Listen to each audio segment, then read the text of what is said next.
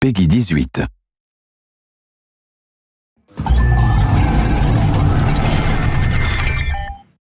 Hello everyone, I'm Colin Graham. I'm the animation director on Watch Dogs, and today I'm excited to present to you a vertical slice of the Watch Dogs free roaming experience. So actually, this is not a mission. Everything we're going to showcase today is completely systemic, and we're free to do as we please.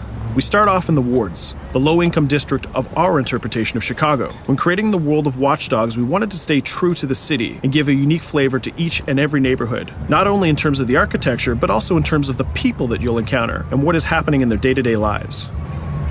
In the wards, you'll see working-class citizens, rusty cars, gang members, abandoned houses, and low-grade pawn shops. It's really not the kind of place that you're going to want to be alone after dark.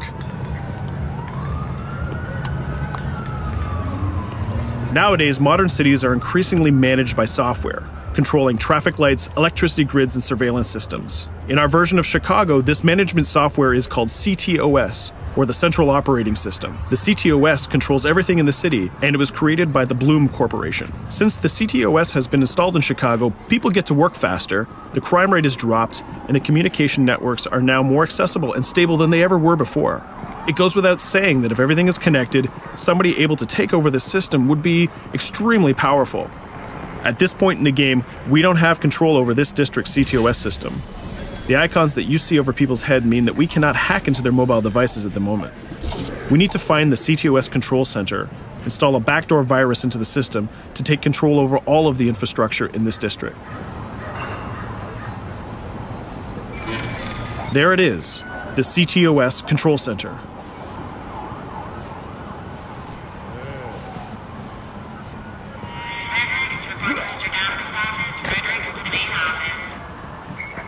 Watch it. You're walking someplace you got no business. It's heavily guarded. Let's see if we can find the server access codes from a distance. With cameras, we can explore restricted areas without being spotted, tag different guards, and access details on their lives. What the hell is she doing with that weasel motherfucker? It seems that Bloom employees all have a sort of shady past. There it is, the access code to the server room. Unfortunately, we can't access the server via the cameras. We need to sneak inside. One thing that was really important to us when we designed Watch Dogs was to fully support different player styles. Every situation in the game can be tackled the way the player sees fit. In this situation, we can go all out guns blazing, completely stealth without the guards ever seeing us, or we can hack from a distance without ever setting foot inside the restricted area. Let's hack this forklift. Aiden can use the environment to distract and lure guards. Pretty much anything you hack has multiple functions. So, for example, you could use this forklift to access the roof, or you could use it to create cover. Hacking in Watch Dogs is all about player expression. Let's set an improvised explosive device so we can hack it a little bit later.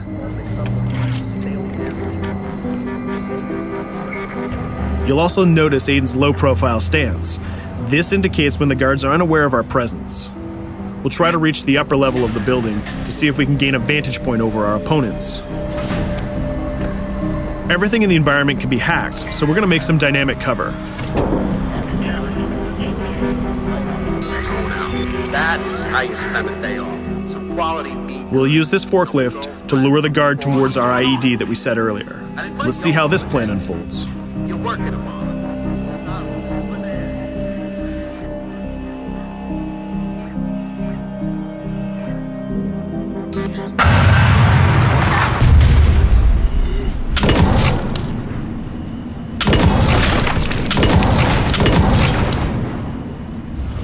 What you just saw is called focus. It represents Aiden's analysis capabilities and his quick reflexes. This gives the player more time to combine core game mechanics together, such as shooting, hacking, and driving, in order to handle more complicated situations.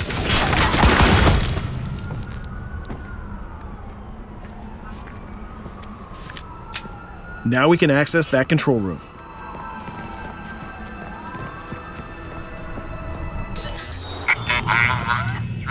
Drop 2, 5.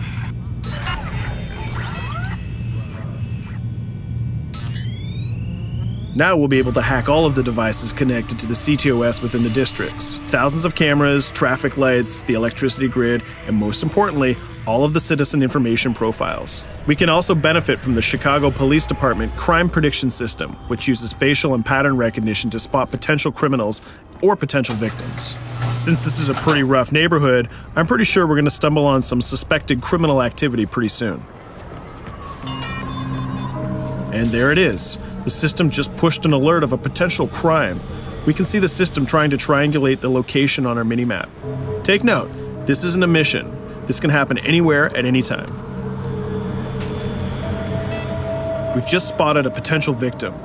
It's always up to the player if he wants to investigate or not, to take action or not. So let's see how this turns out. Yeah, you're right. Could I just...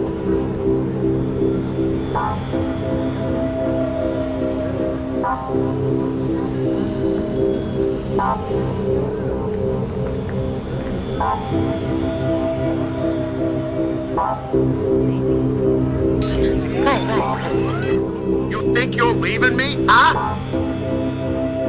Jesus, I told you to stay away from me! You belong to me now. Get it? You better leave or I'll call the cops! I'll fucking kill you, goddammit. Get off! Yo! That was close. Good thing that we intervened. We managed to prevent the crime, but we triggered a chase. From here, the criminal's behavior is unpredictable. He can try to get away, shoot back at us, surrender, or call for backup.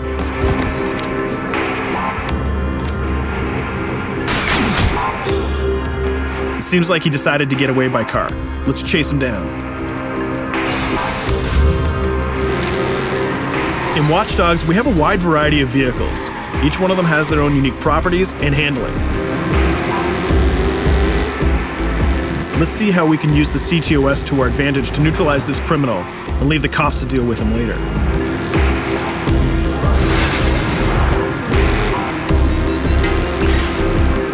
The chase stops right here. Using the blockers usually reserved for the cops during interventions, we managed to stop this criminal without killing him. This gives us a reputation bonus. This system is at the core of the Watch Dogs experience. Depending on how we handle different situations in the game, the media and the citizens will have a different perception of our hero, whether he is a true vigilante or a reckless criminal.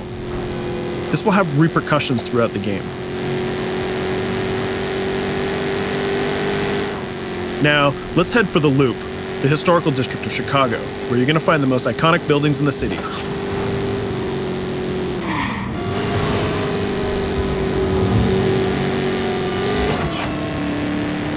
We're going to go to a gun shop to see what arsenal is available for players.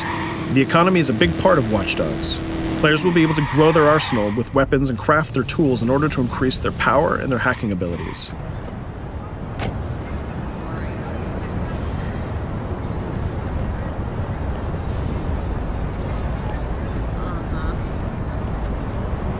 No, it's okay.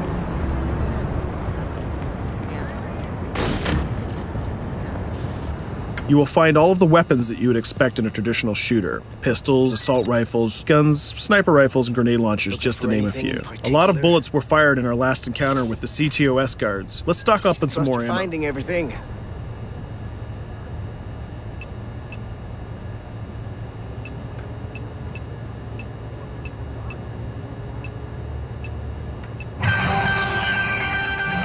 As we mentioned earlier, the media keep track of your actions and the citizens are going to react according to the perception that they have of you. Here, the media is reporting a crime in which you are the #1 suspect. The gun shop owner recognized you and decided to trigger a silent alarm to notify the police. Copy that. Possible one suspect presumed armed and dangerous. Police are now trying to locate the source of the threat using the surveillance system in the city, represented by the yellow circles on the minimap. Come in, PH3.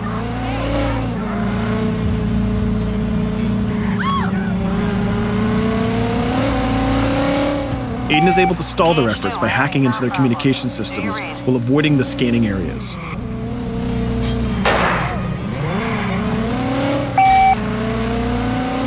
PH units, do you copy? Repeat, squad to all PH units. Once they've lost our trail, we can go back to our activities.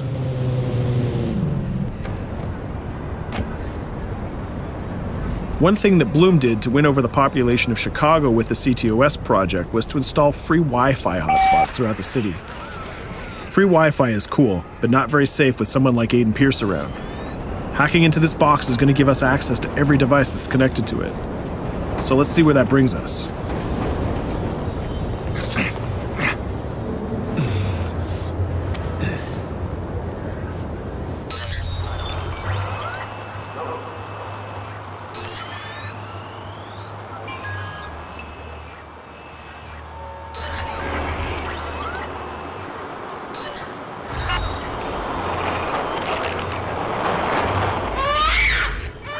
We just hacked into the webcam of a laptop. It seems that we're in the apartment of a mother and we can hear her baby crying in the background.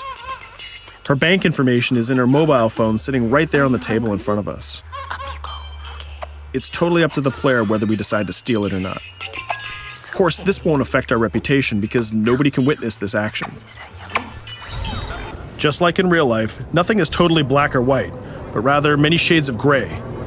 This is exactly the situation where we want the player to question his own morality. Let's go withdraw that money. If you think that you're alone, think again. Aiden is not the only hacker in town. Someone's trying to install a backdoor virus on Aiden's phone in order to steal a portion of the information that he's gathered through the game so far. First, we're gonna have to reach the area where the signal is coming from.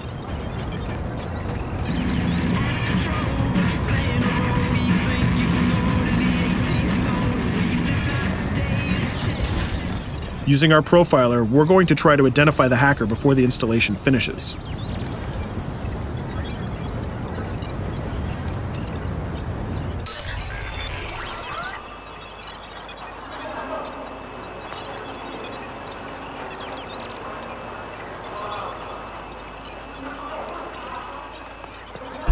There he is.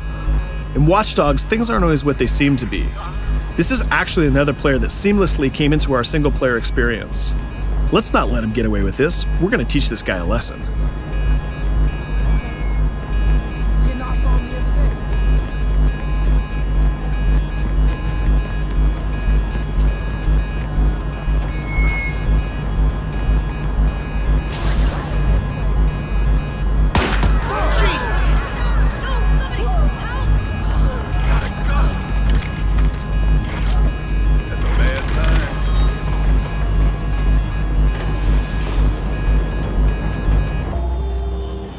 We stopped the hack, but the hacker managed to get away. I don't know about you, but we can't let this pass by.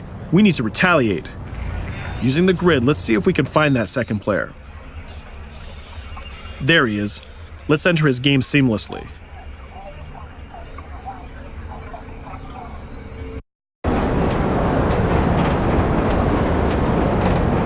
The second player is not yet aware of our presence. If we act carefully, he might think that we're one of the many NPCs in the city.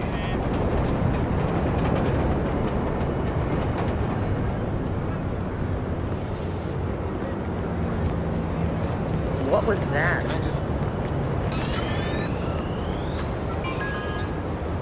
So let's find a place to hide and start hacking. What's going on?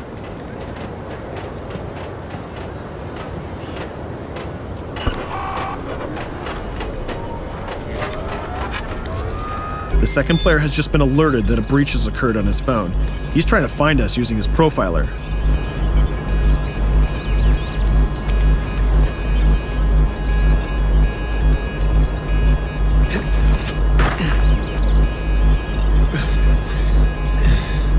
He's dangerously close. Let's hide in the car. We're spotted. Let's get out of there.